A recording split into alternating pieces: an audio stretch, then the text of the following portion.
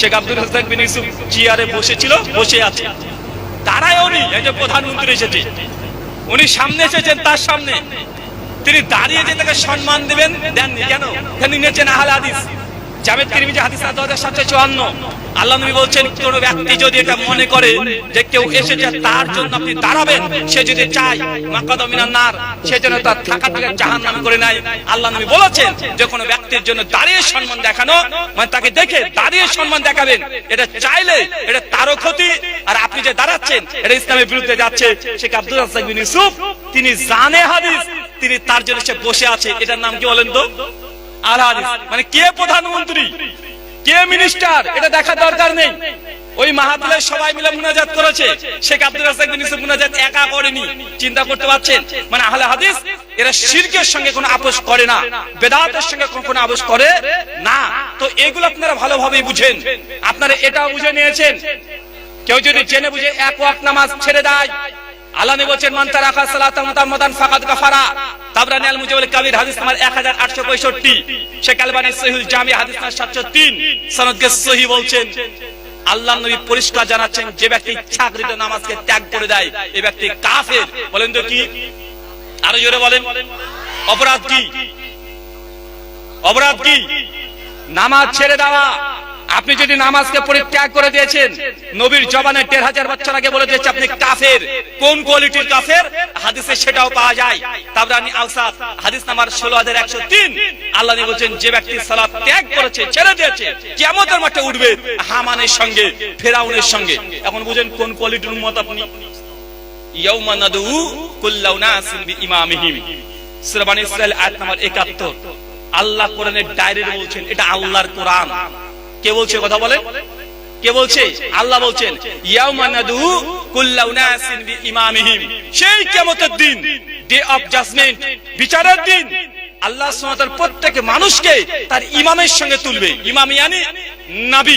দুনিয়াতে যার আপনি আনুগত্য করেছেন তার পেছনে তুলবেন। এখন আপনি যদি উম্মতে মুহাম্মাদি হন, নবীর যদি উম্মত হন, তাহলে আপনি কার পেছনে উঠবেন? কথা বলেন। আপনি নবীর পেছনে উঠবেন। কিন্তু কিয়ামতের মাঠে যদি ফেরাউনের পেছনে আপনি উঠেন, নমরুদের পেছনে যদি উঠেন, কারণ কি? আপনি নামাজকে ত্যাগ করে দিয়েছেন।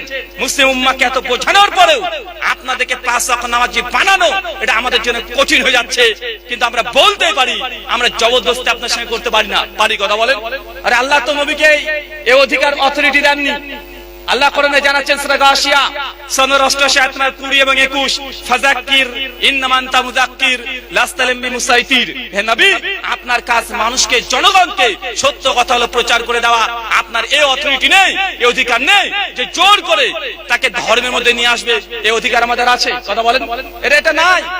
আপনারা মনে করেন যে আমরা হুজুর হয়েছি, এদের কাজ ছিল জান্নাত আর জাহান্নামের কথা বলা, হুজুরদের কাজ ছিল হালাল আর হারামের কথা বলা, হুজুরদের কাজ ছিল মানুষকে ভয় দেখে টাকা পয়সা হাতিয়ে নেওয়া।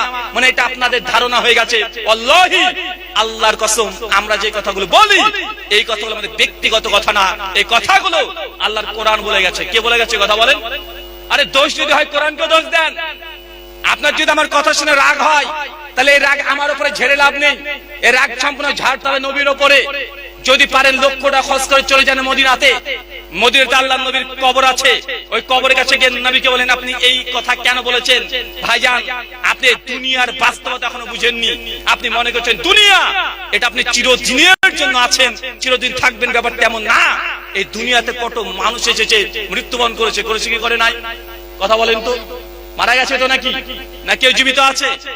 গোটা বিশ্ব জগতে 1 নম্বর সায়েন্টিস্ট, বিজ্ঞানীদের বাপ বলা হয় অ্যালবার্ট আইনস্টাইনকে। কাকে?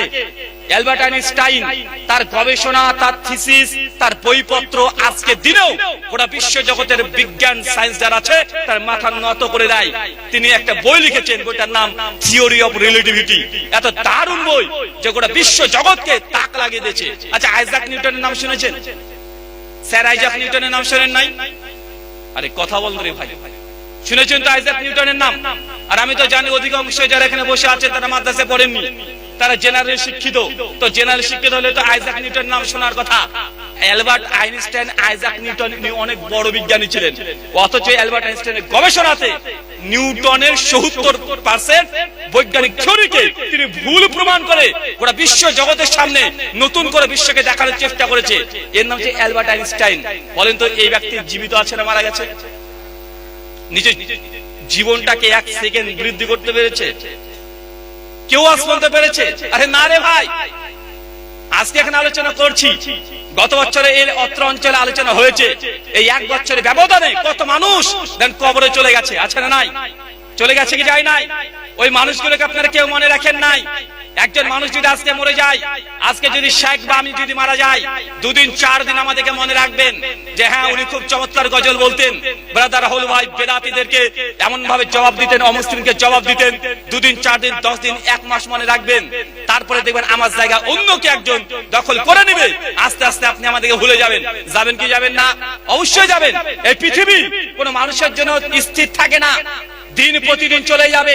আরে নিজের স্ত্রী তো আর 1 মাস 2 মাস 2 বছর পর সে বিবাহ করবে, সে আপনা পুত্র সন্তান সামনে সংসার করবে। এই দুনিয়ার বাস্তবতা হচ্ছে এটাই। মানুষের জন্য যতক্ষণ জীবিত আছে ততক্ষণ শেষ, আর মৃত্যু এটা ভয়ঙ্কর বাস্তবতা। কি বাস্তবতা? ভয়ঙ্কর শব্দ কেন লাগালাম জানেন আপনি? আপনি 50 বছর হলো বিবাহ করা, আপনার বয়স এখন 65-70 হয়ে গেছে।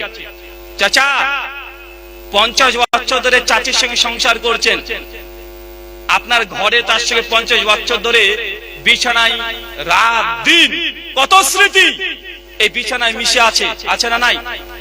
জানের চাইতে বেশি ভালোবাসেন। 2 দিন যদি বিছানায় না পেয়েছেন, আপনার সে রাত্রি মনে হয় যে সারা রাত মনে হচ্ছে 24 ঘন্টা পার হয়ে গেল, রাতটা অনেক লম্বা হয়ে যায়। অথচ আজকে এই টাইমে যদি চাচি মারা যায়, আল্লাহি এখন যদি চাচি মারা যায়, মসজিদের ইমাম যদি ঘোষণা করে দেয়